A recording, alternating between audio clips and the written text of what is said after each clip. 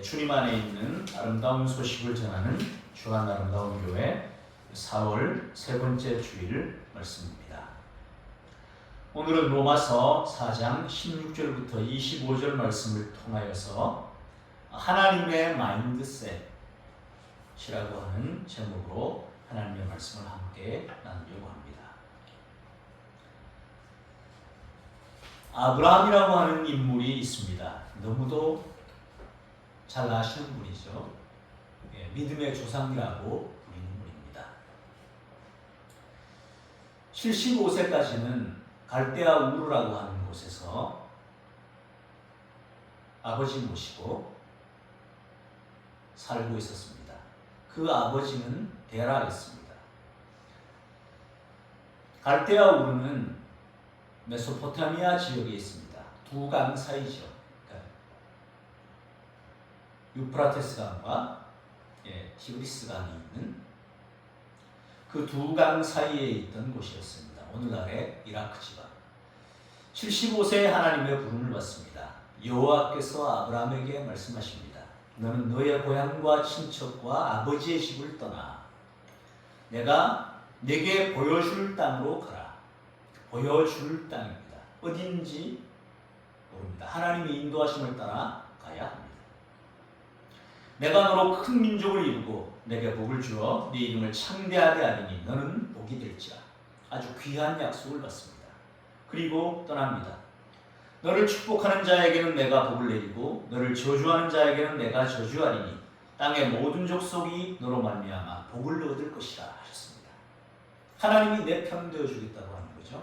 내가 너를 거의 무조건적으로 보호해 줄 테니 하나님의 말씀을 의지해서 가라고 하는 것이었습니다. 지금 있는 곳을 떠나라는 말씀이었습니다. 익숙한 많은 것들이 있죠. 굉장한 익숙함. 그리고 아버지도 생존해 계셨기 때문에 아버지의 그늘이 또 있죠. 아버지의 영향력이 있고 누구의 아들이라고 하면 그 지역 사람들에게는 인정받을 만한 어떤 것들이 있었습니다. 기득권 다 내려놓고 하나님의 말씀 따라 갑니다. 새로운 삶이에요. 도전적인 삶이에요. 생소한 삶이에요. 모험이 기다리고 있어요. 어떤 일이 벌어질지 몰라요. 그런데 하나님의 말씀을 의지해서 떠나는 것입니다. 그때 나이가 75세였습니다. 떠나서 가나안 땅에 도착을 했습니다. 그런데 얼마 지나지 않아 그 땅에 기근이 드는 것이었습니다. 하나님의 말씀을 따라서 떠났으면 길이 열려야 되잖아요. 기근이 있던 것도 정리가 되고 풍년이 들고 좋은 일이 생기고 그래야 될 것 같지 않습니까? 그런데 말씀을 따라갔는데 기근이 들어요. 가봤더니 거기는 비어있는 곳도 아니었어요. 이주해온 많은 사람들이 정착해 있고 살고 있는 땅이에요. 다른 사람들이 살고 있는 땅이에요. 그리고 기근이 들었어요. 그래서 하나님과 동행하고 하나님의 말씀을 따라서 떠났지만 하나님과 동행하는 것이 그리 익숙지 않았던 아브라함은 기근을 피해서 살아야 되니까, 생존해야 하니까 기근을 피해서 기근이 없는 땅으로 갑니다. 거기가 애굽이었습니다. 그런데 하나님께 여쭙지 않았습니다. 물어보거나 하지 않았습니다. 기도하거나 하지 않았습니다. 애굽에 갔습니다. 기근은 피할 수 있었는데 한 가지 문제가 되는 것이 자신과 10살 차이가 나는 그 사라가 아주 아리따운 여성이었습니다. 그래서 아내를 빼앗길지도 모른다는 두려움이 있습니다. 그래서 누이라고 하죠. 그랬더니 아니나 다를까 애굽 왕궁으로 그 사라가 불려가는 일을 겪습니다. 하나님이 개입하시죠. 절체절명의 순간에 말씀하셨죠. 너를 축복하는 자에게는 내가 복을 내리고 너를 저주하는 자에게는 내가 저주하리니 땅의 모든 족속이 너로 말미암아 복을 얻을 것이라. 이 말씀대로 아브라함은 실수를 했죠. 실수투성이죠. 여쭙고 내려가지도 않고 또 자기 아내인 사례를 누이 동생이라고 말하자면 자기가 살기 위해서 인간적인 지혜를 동원합니다. 그랬는데 그것이 오히려 화가 되어서 자기 아내가 왕궁으로 불려가요. 왕의 명령이니 어찌할 수도 없었습니다. 아브라함이 어찌할 수 없게 되자 하나님이 개입하셔서 그는 선지자다. 네가 데려온 여인은 그의 아내이니 그에게 손을 대지 말라. 하나님이 정리해 주시는 거예요. 그리고 은 1,100을 받고 그 외에 여러 짐승들, 우양, 나귀, 그리고 종까지 선물로 받습니다. 천방을 받죠. 네 아내인데 왜 누이라고 했느냐. 그래서 우리가 왕궁으로 데려온 것이 아니냐. 하나님의 개입으로 살아도 풀려나게 되고 그 때문에 아브라함은 부자가 됐습니다. 우양의 수가 많아졌습니다. 물론 그때에도 조카 롯과 동행을 했죠. 자기 동생이 있었습니다. 하란이라고 하는 동생이 있었는데 아브라함은 그때까지 자녀가 없었지만 자기의 동생 하란은 롯이라고 하는 아들이 있었던 거예요. 그런데 자기 동생이 먼저 죽어버리자 그 조카 롯을 아들처럼 여겼던 것 같습니다. 그래서 그를 돌보고 이집트 땅까지 데리고 갔는데 이제 아브라함도 우양의 수가 많아지고 재산이 많아지자 목초지가 좀 부족했던 것 같습니다. 아브라함의 목자들과 롯의 목자가 다투는 일이 생깁니다. 목자들은 좋은 땅, 좋은 꼴, 물이 있는 곳이 있으면 선점하려고 하죠. 자기가 돌보는 양들을 좋은 꼴을 먹이고 싶지 않겠습니까? 좋은 물 먹이고 싶죠. 그러다 보니 다툼이 생기는 것이었습니다. 아브라함은 지혜롭게 얘기합니다. 네가 우하면 나는 좌하겠다. 우리가 있는 땅이 우리를 다 허용하기에는, 우리를 다 용납하기에는 부족하니 너는 나를 떠나가라 하면서 네가 우하면 나는 좌하겠다 하며 그 조카 롯에게 우선권을 줍니다. 먼저 선택할 수 있는 권리를 주는 거예요. 그랬더니 롯은 눈에 보기에, 자신의 눈으로 보기에 좋은 곳을 선택합니다. 요단 동편을 택하게 됐고 그쪽으로 나아갔더니 점점 소돔 가까운 곳으로 나아가게 됐습니다. 자, 여기까지 온 동안 어떻습니까?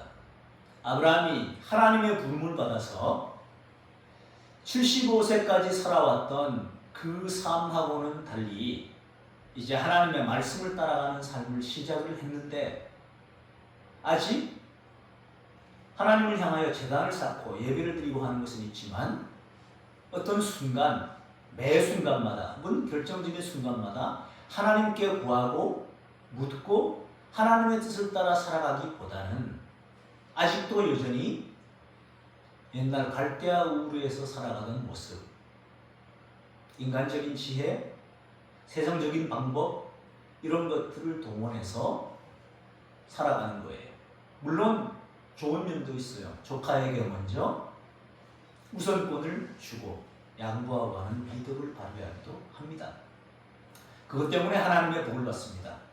네가 있는 땅 동서남북을 걸어봐라 하면서 그 땅을 너와 내 후손에게 주겠다는 확실한 약속을 받습니다. 그런 일도 겪습니다. 그런데 요단 동편을 선택해서 갔던 롯이 머물고 있는 그 지방에 아브라함과 롯이 어떻게 할 수 없는 일이 벌어집니다. 고대 근동에 전쟁이 벌어지는 거예요. 그돌라오멜이라고 하는 강력한 군주가 있었는데 그 군주에게 요즘으로 말하면 그 다른 나라, 다른 왕들이 조공을 바치고 있었죠.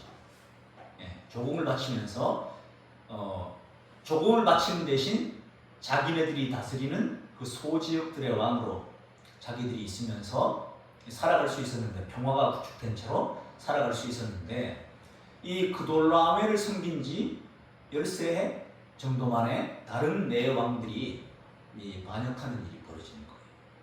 그래서 네 왕 대 다섯 왕의 싸움이 벌어지게 된 것입니다.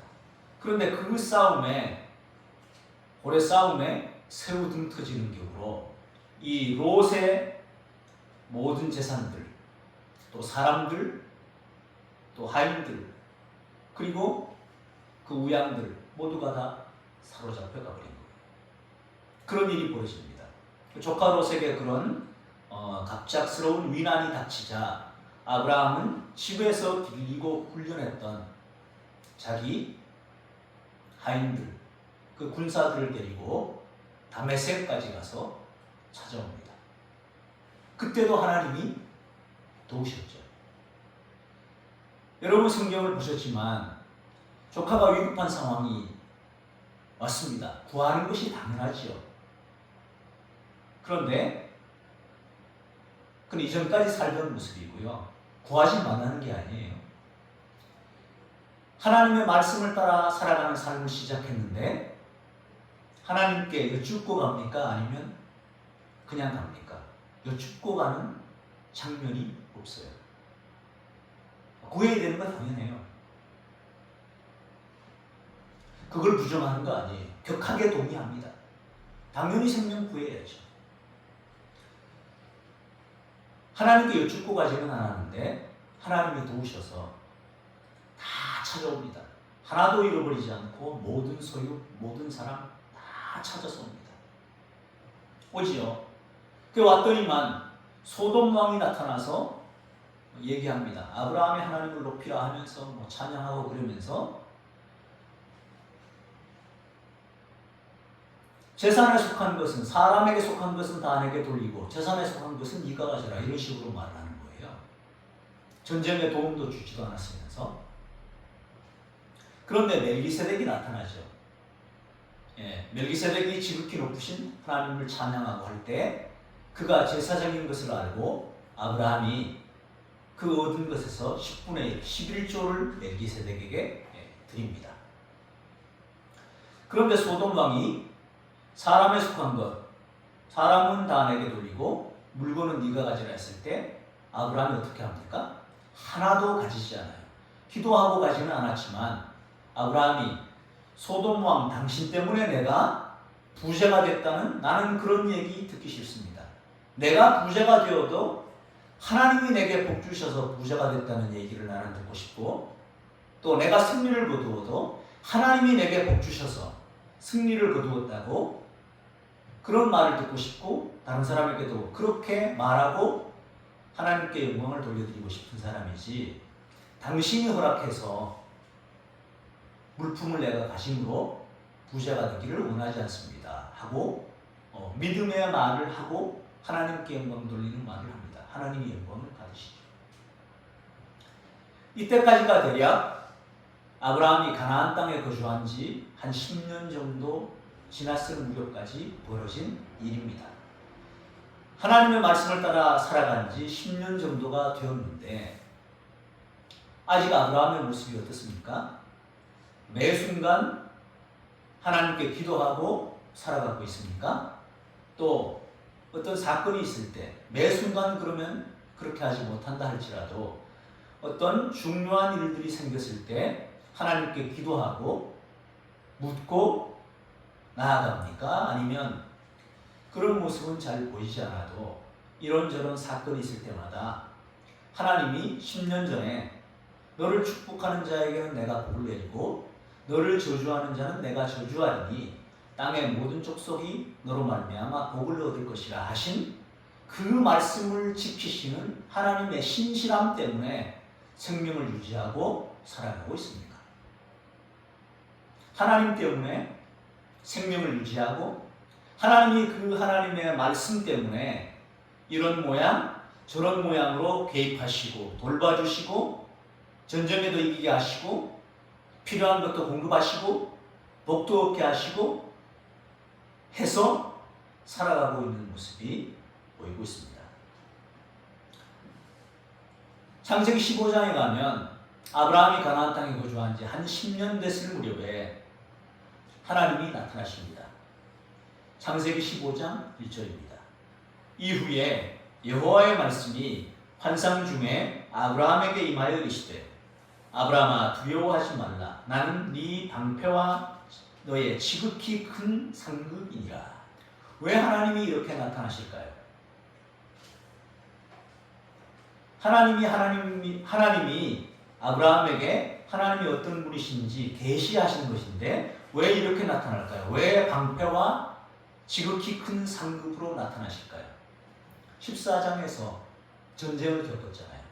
아브라함이 전쟁을 일으킨 것도 아니고 아브라함과는 관계가 없는 전쟁일 수도 있지만 그 네 왕과 다섯 왕이 있는 지역으로 그쪽으로 갔던 요단 동편으로 갔던 롯이 그 전쟁에 휘말리는 일을 겪었기 때문에 아브라함이 롯의 생명을 구하기 위하여 참전할 수밖에 없었고 그때에 하나님이 지켜주셨죠.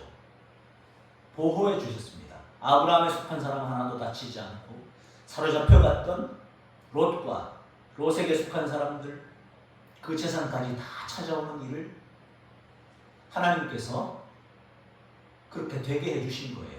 보호해 주셨죠. 그래서 방패로 나타나는 거예요. 그리고 다 거두어 왔기 때문에 하나님이 내가 너의 상급이다. 물품을 가질 수 있었음에도 불구하고 갖지 않잖아요. 갖지 않고 다 소돔 왕에게 줘버립니다. 그때 하나님은 소돔 왕으로부터 상급을 받는 것이 아니라 하나님께 상급이 있다는 것을 알고 돌린 거예요. 그러니까 하나님도 방패와 상급으로 나타나시는 거예요. 나타나니까 아브라함이 묻죠. 주 여호와여, 무엇을 주시려 내게 나타나셨습니까? 나는 자식이 없사오니 내 집에서 길린 이 다메섹 사람 엘리에셀이 내 상속자가 될 것입니다. 여기에는 지금 뭐가 있는 거예요? 10년 전에 약속이 있잖아요.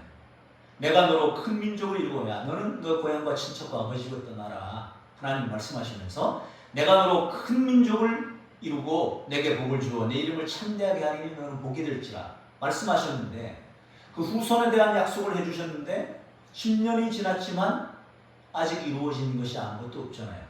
주님께서 내게 씨를 주시지 않으니 내 하인 다메섹 사람 엘리에셀이 내 상속자가 될 것입니다. 그렇게 말하는 거예요. 그때 하나님이 어떻게 하셔요? 아니다. 그가 아니라 네 몸에서 날 자가 네 씨가 될 것이니 그를 상속자 삼으라 말씀하셔요. 주님 그것을 어떻게 약속하십니까? 하나님이 아브라함을 데리고 나가서 밤하늘의 별들을 보여줍니다. 바닷가의 모래를 보여줍니다. 네 후손이 이와 같을 것이라. 그것을 내가 무엇으로 아니까? 아브라함이 믿었어요. 그 말씀을 믿으니 여호와께서 그 말씀을 믿는 아브라함의 믿음을 보시고 의로 여겨주십니다. 의롭다 해주십니다. 약속을 믿는. 지금은 아무것도 보이지 않아요. 아무것도 보이지 않는데 그 말씀을 믿는 아브라함의 모습을 보고 의로 여겨주십니다. 그런데 후에 이루어집니까? 이루어지지 않습니까? 이루어지죠. 지금 85세 정도 된 시점이에요. 그 언제 이루어져요? 아직도 15년 뒤에 이루어져요. 근데 믿음은 뭐냐 하면 10년 후에 이루어질지 15년 후에 이루어질지 모르지만 지금 나에게 보이지 않는 이 시점에서 하나님의 말씀하셨으면 그것이 이루어진 것처럼 믿고 살아가는 게 믿음이에요. 미래에 이루어질 일을 현재에 믿고 이루어지는 것으로 붙잡고 살아가는 것이 믿음이에요. 그렇게 살아가는 거예요. 제가 어떻게 이것을 알 수 있겠습니까? 했더니 별과 모래를 보여주시고 그래서 믿게 됐습니다. 그 믿음을 굉장히 칭찬받았죠. 로마에서도 그 말이에요. 로마서 4장 16절에서 말합니다. 그러므로 상속자가 되는 그것이 은혜에 속하기 위하여 믿음으로 되나니 이는 그 약속을 그 모든 후손에게 굳게 하려 하십니다. 율법에 속한 자에게 뿐만 아니라 아브라함의 믿음에 속한 자에게도 그러하니 아브라함은 우리 모든 사람의 믿음의 조상이라. 기록된 바 내가 너를 많은 민족의 아버지로 세웠다 하신 것 같으니 그건 그 후의 일입니다마는 이렇게 믿음을 칭찬하면서 강조하고 있는 거예요. 그래서 아브라함이 그럼 제가 어떻게 해야 될까요? 할 때 하나님이 선념된 소들 이런 짐승들 가져와서 제사를 드리라고 합니다. 그래서 제사를 드립니다. 그것이 15장까지 있고 그 제사를 드릴 때 다른 새들은 새들은 그 중간을 쪼개지 않은 일이 벌어지고 하나님이 임하셔서 불로 지나가시면서 네 후손이 나중에 이방에서 400년 동안 객이 되리라 하시는 말씀하셔요. 그리고 영토에 대한 약속을 해주십니다. 하나님의 약속을 받았어요. 그때 임재하신 하나님께 감사해서 제사, 예배로 영광을 돌리기도 했습니다. 자, 그런데 16장에 가면 어떤 일이 벌어져요? 창세기 16장에 가면 사라가 말하죠. 나는 나이가 많고 애굽에서 얻은 여종 하갈이 있지 않습니까? 당신이 하갈에게 들어가셔서 자녀를 얻으면 아들을 낳으면 우리의 아들을 하면 되지 않습니까? 사라가 그 말을 하고 아브라함이 따르지요. 그래서 이스마엘을 낳습니다. 86세의 이스마엘을 낳습니다. 하나님의 약속을 받고 제사를 드렸음에도 불구하고 이스마엘을 낳아요. 사라가 그 말을 했을 때에 지금 이제 10년째 접어들어가잖아요. 그러면 그 전에 시행착오가 있었음에도 불구하고 하나님이 도와주셔서 이렇게 은혜롭게 살아가고 있다면 사라가 그 말을 할 때에도 믿음의 행보를 보여야 될 것 같습니다. 믿음의 행보는 어떤 것일까요? 하나님께 여쭈어봐야죠. 하나님, 아내가 이런 고민을 하는데 어떻게 해야 합니까? 그런데 그런 하나님께 여쭈어보는 과정이 없죠. 하갈에게 들어가서 86세의 이스마엘을 낳습니다. 그것이 16장의 기록인데, 그리고 17장이 되면 아브라함이 99세예요. 13년 동안 하나님이 일체 개입하지 않으셔. 성경의 13이라는 숫자는 뭘 가리킬까요? 요셉을 보면 요셉이 17세 소년이었는데 꿈을 꾸고 그러다가 17세 소년으로 형들에 의해서 미디안 상인에게 종으로 팔리는 일이 벌어집니다. 17살에 종으로 팔려서 30살에 충리가 되는데 그때까지 과정이 13년이에요. 그 13년 동안 종으로 팔리는 일이 겪죠. 무고한 모함을 쓰고 감옥에 갇히죠. 말할 수 없는 끔찍한 일들과 고통을 겪습니다. 요셉이 그랬습니다. 또 13이라는 숫자는 어떤 게 있나요? 에스더서에 보면 에스더의 사촌 오라버니인 모르드게가 하만이라고 하는 당시 크세르크세스 아하수에로 왕의 바로 밑에 총리가 되죠. 그런데 이 하만은 아각 사람이에요. 사무엘서에 보면 아말렉을 멸하라고 했는데 아말렉의 왕이 아각이었어요.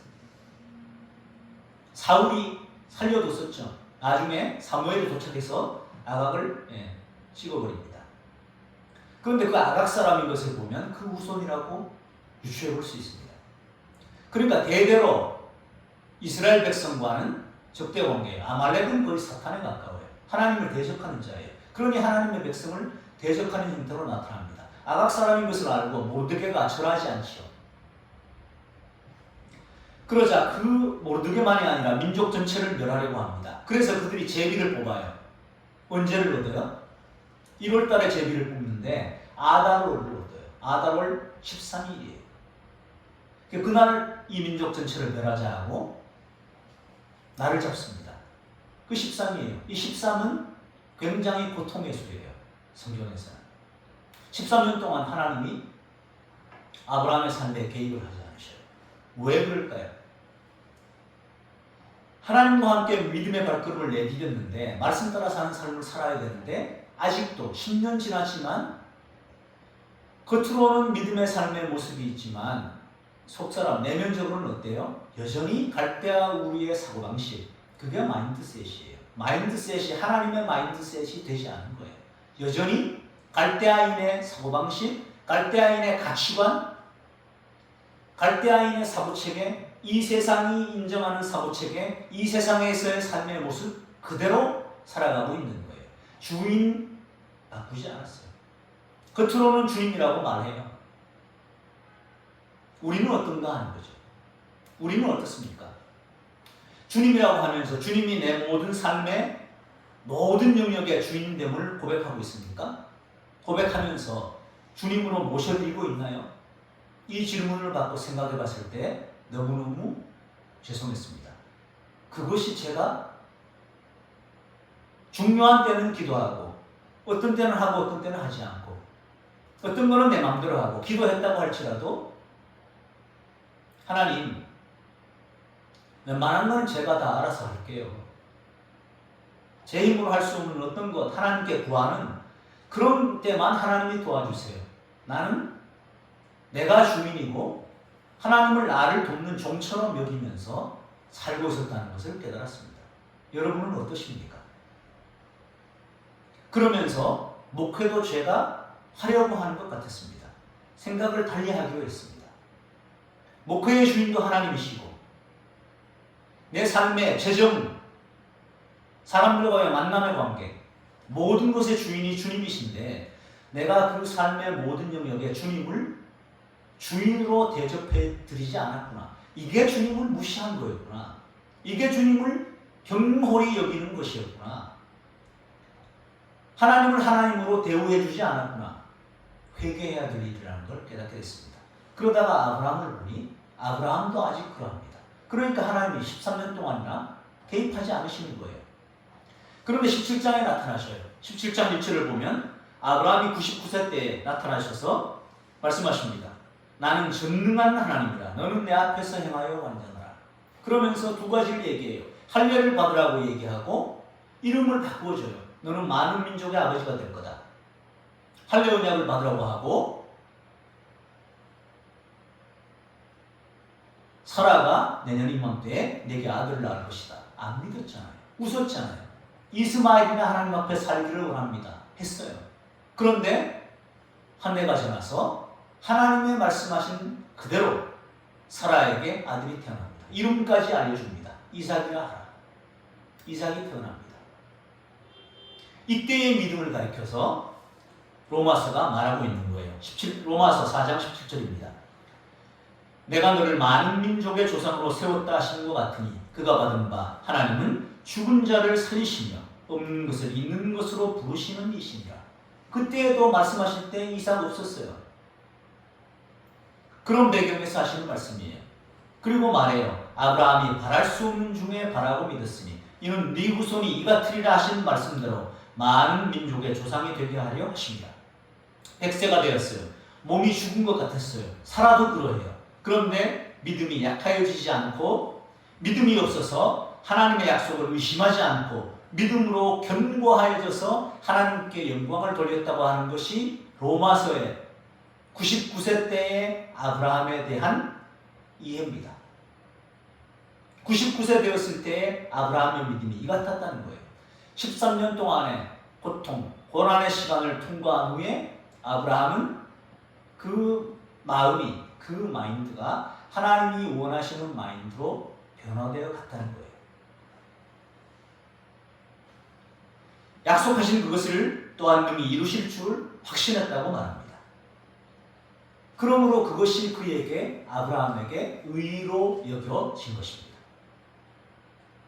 그것은 아브라함만 위한 것이 아니고 의로 여기심을 받는 우리도 위한 것이었습니다. 곧 예수 우리 주를 죽은 자 가운데서 살리신 이 하나님이시죠. 하나님을 믿는 모든 자에게도 의로 여겨주십니다. 예수님의 죽음이 내 죄를 위한 죽음이고 예수님의 부활이 내 부활이라고 믿는 모든 사람에게도 동일한 아브라함과 같이 그 믿음의 의의가 우리에게 있습니다. 그래서 예수는 우리가 범죄한 것 때문에 내 주님이 되고 또한 우리를 의롭다 하시기 위하여 살아나셨다. 그렇게 말합니다. 여러분 믿음 생활한 지 얼마나 되셨습니까? 아브라함은 25년 되어 이삭이 출생할 때까지 공간 이동을 했으나 마인드는 여전히 갈대아 우르 사람이었습니다. 계속 그렇게 살면 어떻게 될까요? 죄의 삭은 사망입니다. 예수 그리스도를 믿을 때 복을 받을 수 있습니다. 이런 아브라함도 하나님의 복을 받은 사람으로 로마서는 말하고 있습니다. 자, 인간의 생각으로 자기의 삶을 이끌어오는 것, 하갈을 통하여 이스마엘을 낳은 것, 이 모든 것이 바로 애국적인 사고방식이고 갈대아 우르의 사고체계였습니다. 그런데 그런 사고체계를 갖고 있는 우리에게도 우리의 사고체계를 하나님께서 마인드셋 해주십니다. 때로는 고난을 통하여, 때로는 동행하심을 통하여. 그렇게 해서 하나님은 우리의 마인드가 복음의 마인드로 변화되기를 원하십니다. 삶의 모든 영역에 하나님이 주인 것을 고백하면 그렇게 될 수 있습니다. 그래서 소망이 생겼습니다. 목회를 하는 것이 아니라 목회가 되는 길이 있습니다. 그것이 뭐냐 하면 제 마인드가 하나님이 기뻐하시는 마인드로 변화되는 거예요. 어떻게 해요? 삶의 모든 영역에 하나님의 주인 되시는 것을 선포하는 거예요. 기도할 때도 하나님 중요할 때만 기도하는 것이 아니라 매 순간 하나님의 주인 되심을 높여드립니다. 하나님, 제 마음에는 울분이 차오르는데 제 마음의 주인도 하나님이시죠. 제 생각의 주인도 하나님이시죠. 행동의 주인도 하나님이시죠. 제 행동을 하나님이 기뻐하시는 행동 되게 해주세요. 다스려 주세요. 계속 선포하는 거예요. 자꾸만. 그때 우리의 마인드가 하나님 기뻐하시는 마인드로 변화될 수 있습니다. 그렇게 되면 저는 복음의 파장이 흘러나오는 사람이 될 것입니다. 여러분이 보시기에 만나고 싶은 사람이 될 것입니다. 우리 교회 예배는 주일이 기다려지는 예배가 될 것입니다. 그때에는 목회를 하는 것이 아니라 목회가 될 것입니다. 하나님이 목회가 되게 하실 것입니다. 크고 좋은 것을 바라보고 사소한 것에 마음 뺏기지 않았으면 좋겠습니다. 우리의 마인드가 하나님이 기뻐하시는 복음의 마인드로 변화되기 위하여 매 순간 모든 삶의 영역에서 하나님이 주인 되시는 것을 선포하고 그분을 주인으로 모시면서 살아가는 그 발걸음에, 그 새로운 삶의 발걸음의 출발점이 오늘이 되시기를 예수 그리스도 이름으로 축복합니다. 기도하겠습니다. 하나님 아버지, 우리의 사고체계가 몸은 여기 앉아있고 마음도 여기에 있지만 우리의 사고체계가 아직도 세상적인 사고체계, 그 가치관에 젖어 있는 것들이 너무도 많습니다. 주님, 모든 삶의 영역에 주님을 주인으로 모셔드리기를 원하고 주님을 높여드리기를 원합니다. 우리의 마인드가 주님께서 기뻐하시는 마인드셋으로 바뀌기를 원합니다. 주님, 그때에 우리를 통하여 주님의 일하심이 드러나게 하시고 내가 무엇을 하는 것이 아니라 무엇이 되어지는 것을 보게 하여 주시옵소서. 우리 구주 예수 그리스도 이름으로 간절히 기도 올리옵나이다. 아멘. 찬송가 546장 찬송하십니다.